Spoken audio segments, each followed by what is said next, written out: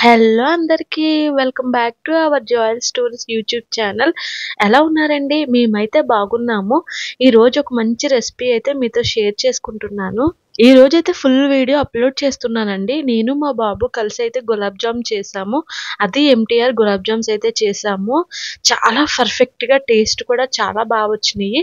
ఇంకైతే ఏంటి ఎలా చేసామన్నదని చెప్పి చూస్తూ ఉండండి వీడియో. దీన్నైతే మా హస్బెండ్ అయితే డీమార్ట్ నుంచి తీసుకొచ్చారు. ఇంకైతే తీసుకొచ్చి 2 డేస్ అవుతుంది. ఇంక ఈ రోజైతే నాకెందుకో స్వీట్ తినాలనిపించి ఇంకా గులాబ్ జామ్స్ అయితే చేస్తున్నానండి. చాలామందైతే గులాబ్ జామ్స్ చేస్తారు గానీ పర్ఫెక్ట్‌గా రాదు. మనం ఆయిల్‌లో ఫ్రై చేసినప్పుడు పైన క్రాక్స్ అనేవి వచ్చేస్తాయి. బట్ నేను ఏ విధంగా చూపిస్తానో ఒక్కసారి ఇలా ట్రై చేయండి. అస్సల విడిపోవండి. క్రాక్స్ ఎక్కడా రావు. ఈవెన్ మనం ఫ్రై చేసి మనం షుగర్ సిరప్‌లో ఏసినా సరే విడకుండా మనం ఎలా అయితే చేసామో అలానే వస్తాయి. ఇంక నేనైతే ఇక్కడైతే పిండి కలుపుతున్నానండి. అదేనండి మనం గులాబ్ జామ్స్ అయితే బ్యాటర్ ప్రిపేర్ చేస్తున్నాం కదా!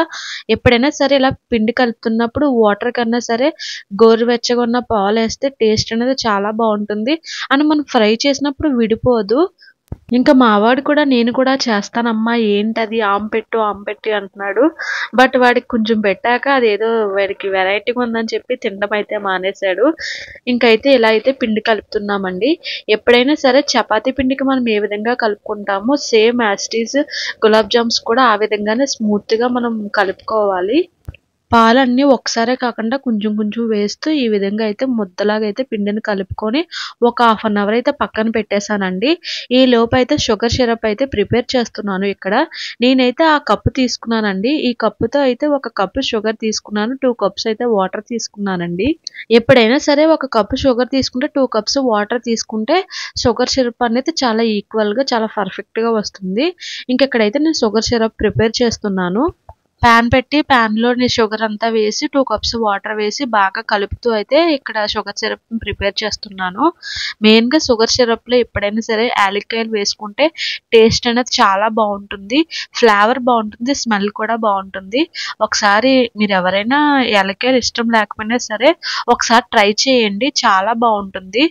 నేనైతే 4-5 యాలక్కాయలను తీసుకొని శుభ్రంగా అయితే మనం అల్లం వెల్లుల్లి పేస్ట్ దంచుకునేది ఉంటుంది కదా! సో, అందులో వేసి అయితే కొంచెం కచ్చా పచ్చాగా దంచి పౌడర్‌లా కాకుండా కొంచెం రఫ్‌గానే దంచి నేనైతే షుగర్ సిరప్‌లో యాడ్ చేశానండి. ఇంకా ఇదైతే ఇక్కడ ఇలా అవుతూ ఉండగా నేనైతే ఇంకా ముందుగా మనం పక్కన పెట్టుకున్నాం కదా! ఒక హాఫ్ అన్ అవర్ ఆ పిండిని అంతటిని అయితే నేను ఉండలు చేస్తున్నాను. ఇలా ఉండలు చేసేటప్పుడు కొంచెం నెయ్యేసుకుంటే ఫ్లేవర్ కూడా చాలా బావుంటుంది.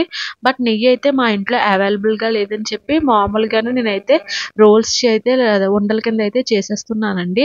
ఉండలు కూడా చేసినప్పుడు చాలా పర్ఫెక్ట్‌గా రావాలంటే ప్రెస్ చేస్తూ కొంచెం ప్రెషర్ ఎక్కువ పెట్టి రౌండ్‌గా చేసుకుంటే ఇంకా మనం వేపినప్పుడైతే క్రాక్స్ రావు. నేను చూపిస్తున్నాను కదా! ఆ విధంగా ఉండలైతే చేసుకుంటే బావుంటుంది. ఇక్కడ గులాబ్ జామ్స్ అనేవి మనం ఉండలు చేసుకున్నప్పుడు కొంచెం స్మాల్ సైజ్ చేసుకోవాలి. ఎందుకంటే వాటిని ఫ్రై చేసి మళ్ళీ షుగర్ సిరప్‌లో ఏసుకున్నప్పుడు కొంచెం ఉబ్బుతాయి కదా! సో, అందుకని చెప్పి బాగా పెద్దవి కాకుండా, అలా అని చెప్పి చిన్నవి కాకుండా ఒక ఒక మనం ఒక సైజ్ అనుకుంటాం కదా! చిన్న సైజు నేనైతే కొంచెం గోలిక్కేల అంత సైజులాగా అయితే చేస్తున్నాను. ఇంకా ఉండలైతే అన్నీ రెడీ అయిపోయినాయి. ఈ లోపైతే పాన్ మీద ఆయిల్ పెట్టి ఆయిల్ హీట్ అయ్యాక నేనైతే ప్రిపేర్ చేసుకునే ఉండలన్నిటినైతే ఆయిల్‌లో వేస్తున్నానండి. చూస్తున్నారు కదా! ఆయిల్‌లో వేస్తున్నప్పుడు ఒక్కొక్కటిగా వేస్తున్నా సరే విరగకుండా, క్రాక్స్ లేకుండా చాలా అంటే చాలా వచ్చినియి.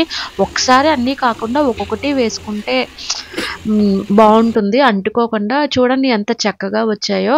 ఎక్కడ క్రాక్స్ అనేది ఎక్కడా లేవండి.